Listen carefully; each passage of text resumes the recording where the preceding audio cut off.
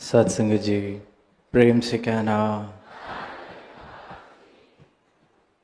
आज एक बार फिर संतों महापुरुषों के भाव वचन श्रवण करने का ये शुभ अवसर सबको मिल रहा है और जहाँ परमात्मा का यशोगान हो रहा है, आवाज़ दी जा रही है कि इसकी प्राप्ति की जा सकती है, इसे देखा जा सकता है, जीवन का मूल डाला जा सकता है। जब तक ये जीवन जीते जी इंसान के साथ है, मानव के साथ है, जब तक ये श्वासें हैं, इन श्वासों के चलते ही ये मुमकिन है। और जहाँ ये यात्रा, जहाँ ये श्वासों की लड़ी छूट जाए, फिर ये बाजी हाथ से चली जाती है। कोई नया पैगाम नहीं, युगों युगों से जिस जिसने पाया इस प्रभु को, उसने यही आवाज़ दी, इस प्रभु की महिमा गाई, यशोगान किया। और वहीं सारी मानवता को जहाँ जहाँ तक आवाज़ दे सके, ये प्रयास किया आवाज़ देने का कि इस परमात्मा को प्राप्त किया जा सकता है, देखा जा सकता है, अपनी पहचान करी जा सकती है। और आज भी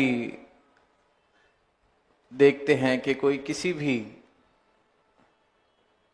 तरीके से, किसी भी मान्यता के अनुसार परमात्मा में आस्था रखता हो, तो अक्सर इस तरह के भाव अनुभव करता है जो कहता है कि देखो परमात्मा ने कितनी सुंदर प्रकृति बनाई है। जीवन में कुछ अद्भुत घटता है तो कहता है देखो ये परमात्मा के कैसे चमत्कार हैं, कैसे इसके जलवे हैं।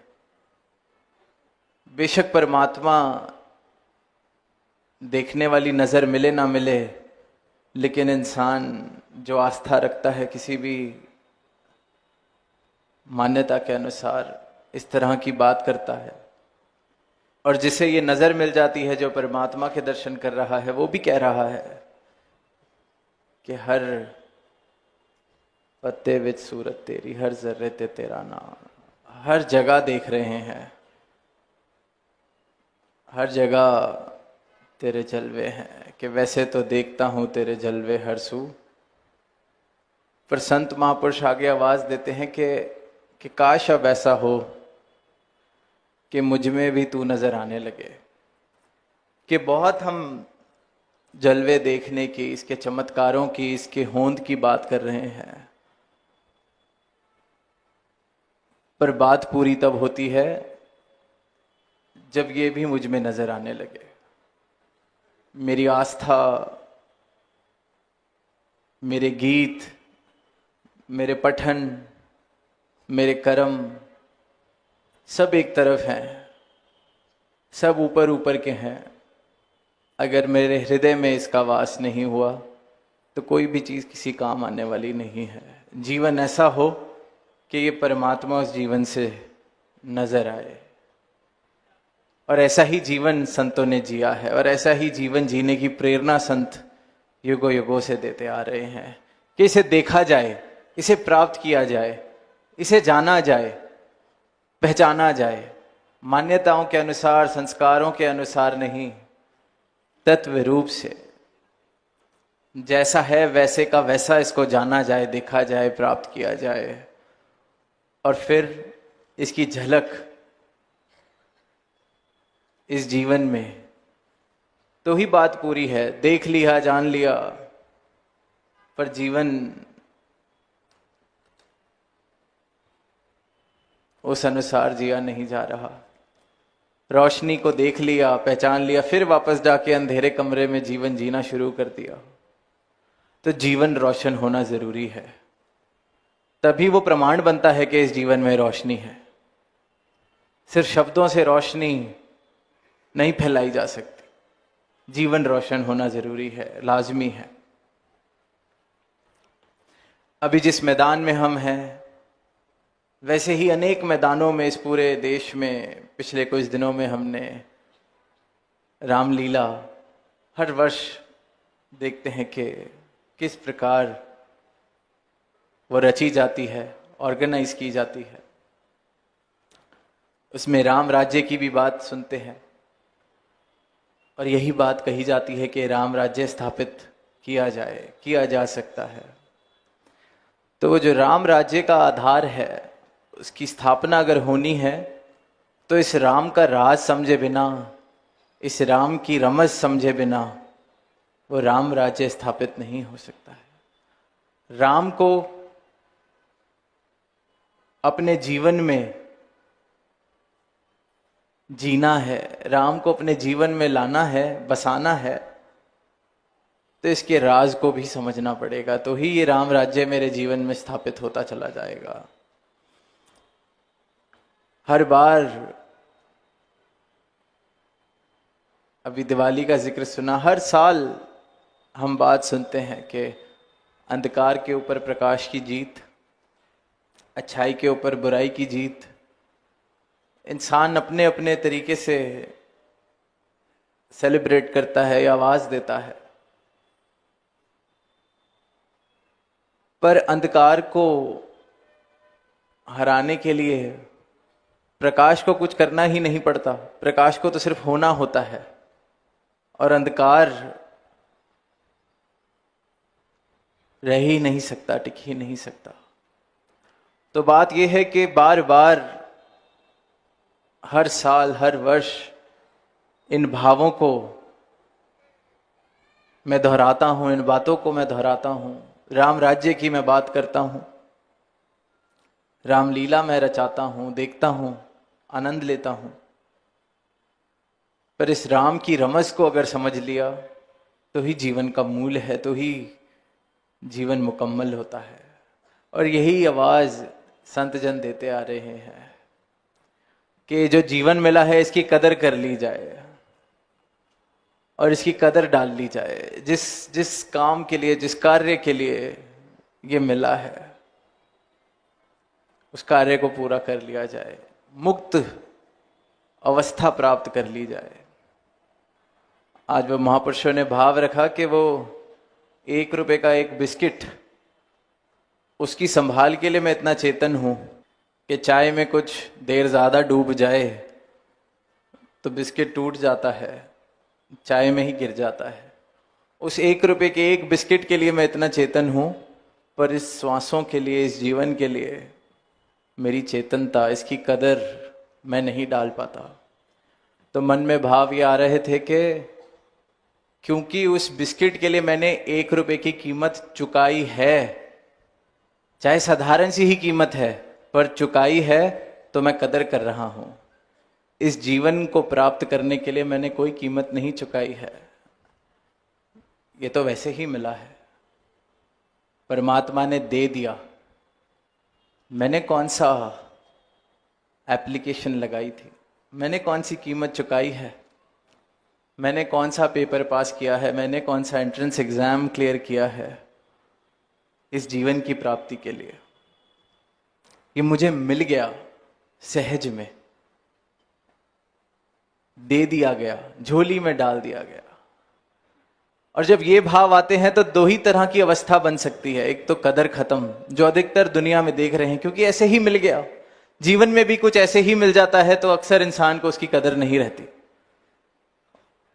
मिल गया, तभी बड़े आजकल जब देखते हैं कि जो आज से कुछ वर्ष पहले सुविधाएं थीं वो कितनी दुर्लभ थीं, तो जो बड़े बुजुर्ग हैं वो बड़ी कीमत समझाते हैं कि हमने बड़ी मेहनत करी है तो ये मिला है, बहुत मुश्किल से मिला है, इतने इतने घंटे काम किए तो ये मुमकिन हो पाया है। पर जिस बच्चे को शुरुआत ही वहां से मिली, उन प्राप्तियों से हुई, तो शायद वो उस तरह से उस बात की कदर नहीं कर पाता। स्वाभाविक है, स्वाभाविक है। और इसी प्रकार अधिकतर मानवता भी इस जीवन की कदर नहीं कर पा रही, क्योंकि मैंने क्या दिया है, मुझे तो मिल गया। उस चाय के बिस्किट के लिए फिर 1 रुपया खर्चा था, कोई कीमत चुकाई थी। जीवन, अनमोल जीवन, जिसके लिए कहा गया है कि बड़े भाग से मिला है, दुर्लभ है। अगर लाइन में खड़ा हुआ होता, दरवाजे खटखटाए होते, भीख मांगी होती, शायद कदर होती, शायद ऐसे ही मिल गया, सहज में ही मिल गया, तो कदर कहां से आनी है। तो एक तो ये अवस्था हो सकती है जो अधिकतर अवस्था देखने को मिलती है, और दूसरी अवस्था शुक्राने वाली, दूसरी अवस्था कि जब ये जीवन मिला ही प्रसाद रूप में है, आशीर्वाद रूप में है, दया रूप में है, तो इसका शिकवा करके, इसके बारे में शिकवा करके देने वाले की तौहीन कर दी जाए। जो दाता है उसके आगे इस जीवन का तो शुक्राना मैंने नहीं किया, फिर इस जीवन में जो कमियां हैं, ये जीवन में अब मेरे मुताबिक जो नहीं है, उसका मैं शिकवा करूं। ये संतों वाली अवस्था। और संत जब इस दातार को, इस देने वाले को, इस जीवन देने वाले को जान लेते हैं, प्राप्त कर लेते हैं, तो मूल डल जाता है। तो बात समझ आ जाती है कि वाह, ये बिना मांगे सर्वोत्तम योनि, बिना मांगे इतने भागों से मिलने वाला जीवन मुझे मिल गया। तो देने वाले से अब शिकवा किस बात का। अब देने वाले से तो यही अरदास बनती है कि ये जिस कार्य के लिए दिया है वो कार्य मैं कर सकूं, जिस तरह से जीने के लिए दिया है उस प्रकार मैं जी सकूं, इसको सजा सकूं, सुनहरा बना सकूं। और वहीं फिर एक बात और भाव जो ध्यान में आ रहा है कि जो मिला ही मुझे सहज में है, जो दिया ही मुझे इस मालिक ने है, तो इससे अगर मुक्ति भी देनी है तो यही दे सकता है, वो भी मुझे दया रूप में ही मिल सकती है। सदगुरु मुझे मिले हैं, जीवन में प्रेम आ गया है। एक ही आधार है इस जीवन की सजावट का, वो है ब्रह्म ज्ञान। और उस ब्रह्म ज्ञान के द्वारा जो फिर प्रेम जीवन में आता है वो, तो फिर इंसान कहता है जब ये जीवन ही इसने दया करके दिया, तो पहले ही जितना मिलना था उससे ज्यादा मिल गया, बस इसे सुंदर तरीके से जिया जाए, सजावट करी जाए। बेशक प्राप्तियों की कोशिश जो है जरूर की जाए, बेशक कर्म सारे किए जाएं, पर फिर शिकवे वाले भाव जीवन से चले जाते हैं कि ठीक है, जब जीवन इसने बिना मांगे दिया है तो और कुछ भी जो देना होगा बिना मांगे ही दे देगा। शुरुआत इस यात्रा की मांग से नहीं, इसकी रहमत से हुई है। तो जीवन में अगर शुक्राना बन जाए इस मांग के अलावा, तो जैसी शुरुआत आनंद पूर्वक, वैसा ही ये जीवन आनंद पूर्वक चल सकता है, फिर अंत भी इसका आनंद पूर्वक है। और यही आवाज संत दे रहे हैं, महापुरुष दे रहे हैं कि इस दातार को, इस कर्ता को, जिसने इस सृष्टि को बनाया है, हम सबको बनाया है, जो जर्रे जर्रे में मौजूद है, इसे जान लिया जाए, इसे पहचान लिया जाए, इसके साथ एकमिक होने का प्रयास उसके बाद किया जाए। आनंदमय जीवन अगर जीना है तो अभी भाव सुने कि अपनी कीमत, अपनी वैल्यू, अपनी आइडेंटिटी, या तो जितने मैंने कर्म किए हैं, जो मैंने अचीवमेंट्स की हैं, उन सब का जोड़ मेरी आइडेंटिटी है, मेरी मैं है। कोई पूछे कि मैं कौन हूं, कोई हमसे पूछता है, तो जो सबसे उत्तम उपलब्धि हमारी होती है, हम उसके द्वारा उसे बताते हैं हम कौन हैं, क्योंकि मेरी मैं, मेरी उपलब्धियों का ही जोड़ है। या फिर कोई और जो मेरे बारे में जानता है कहता है, जैसे कि आज सुना, और वो जब तक इस संसार के द्वारा चल रहे हैं, संसार की नजर के द्वारा चल रहे हैं, तो इन उपलब्धियों के अनुसार ही अपनी मैं को हम बनाते चले जाते हैं। ये तो मैं वाला जीवन, संसार वाला जीवन हो गया जो सारी दुनिया चल रही है। और संत कह रहे हैं मैं कौन हूं, इस बात का जवाब जान लिया जाए। और जवाब इंसान कह रहा है मैं तो, मुझे पता है कौन हूं। जो करोड़पति बन गया वो कहता है मैं करोड़पति हूं, जो डॉक्टर बन गया वो कहता है मैं डॉक्टर हूं, जो नेता बन गया है वो नेता है, जो एमएलए बना है वो एमएलए है, जो एमपी बना है वो एमपी है। मेरी सबसे उत्तम उपलब्धि मेरा इंट्रोडक्शन बनती चली जाती है, क्योंकि उससे सामने वाले को पता चल जाता है कि मैंने क्या क्या किया है, मेरी मैं का विस्तार कितना है, मेरा कितना बड़ा रुतबा है। ये तो मैं वाली नजर। और वहीं फिर इंसान खुद कुछ भी बन जाए, पर जब तक सामने वाला सर झुका के बात नहीं करता, जब तक सामने वाला नहीं कहता, तब तक मजा नहीं आता। तो फिर खुद अपनी उपलब्धियां भी करता चला जाता है और ये प्रयास भी करता चला जाता है कि जो आसपास आए, जो मेरे आसपास हो, तो जैसा मैं अपने बारे में सोचता हूं कि मुझसे बड़ा दानी नहीं, मुझसे बड़ा सेवादार नहीं, मुझसे बड़ा ज्ञानी नहीं, तो मेरे इर्द गिर्द भी जो है मेरे परिवार वाले, मेरे मित्र, मेरे आसपास घूमने वाले, वो भी इस बात को एक्सेप्ट करें, मान लें कि हाँ आपसे बड़ा कोई ज्ञानी नहीं। तो ये अपनी मैं को बनाने का प्रयास हर एक इंसान करता है, ये मैं वाला जीवन, संसार वाला जीवन। और वहीं जब ब्रह्म ज्ञान सदगुरु के चरणों से मिल जाता है, इसकी प्राप्ति हो जाती है, तो ब्रह्म ज्ञानी की अवस्था कुछ इस प्रकार हो जाती है कि वो देख लेता है कि मैं तो रहा ही कहां, तू ही तू है। इस दातार के दर्शन हो गए, जो सब में मौजूद है, मुझ में मौजूद है, जिसने मुझे जीवन दिया है, जो मेरा जीवन चला रहा है। मेरी हस्ती ही क्या है, सिर्फ यही ये है। तो फिर वो द्वैत से एकत्व वाला जीवन आता है, क्योंकि इस एक की लखता हो जाती है। और फिर अवस्था ये नहीं कि अपने कृत्यों का जोड़, अपने कर्मों का जोड़, जो टोटलिटी ऑफ माय डीड्स है, वो मेरा इंट्रोडक्शन नहीं रहता। लोग मेरे बारे में क्या सोच रहे हैं, ये मेरा इंट्रोडक्शन नहीं रहता।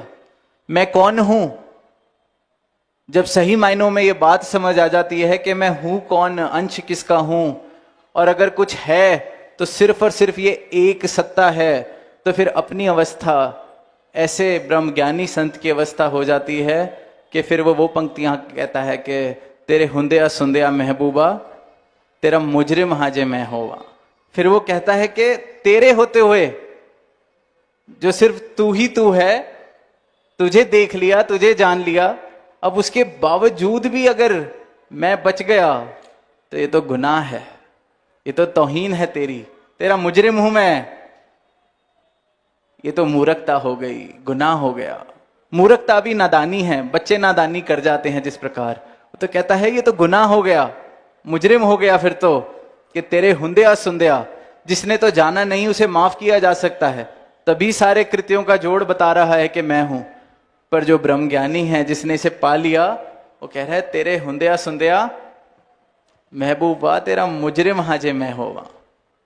कि फिर तो तुझे जिसने पा लिया, तेरी प्राप्ति जिसे हो गई, तेरा विस्तार जिसने देख लिया, तेरा विराट स्वरूप जिसने देख लिया, उसके बाद वो बच कैसे सकता है, रह कैसे सकता है। फिर तो मुजरिम हुआ तेरा अगर मैं हुआ। तो ये अवस्था ब्रह्मज्ञानी की, ये अवस्था आनंद वाली, ये अवस्था प्रेम वाली, कि इस दातार को, इस प्रीतम को, इस महबूब को पाके फिर अपना होना एक जुर्म हो जाता है, गुनाह हो जाता है, गुंजाइश ही नहीं बचती, फिर इसमें एकमिक होने वाली अवस्था बन जाती है।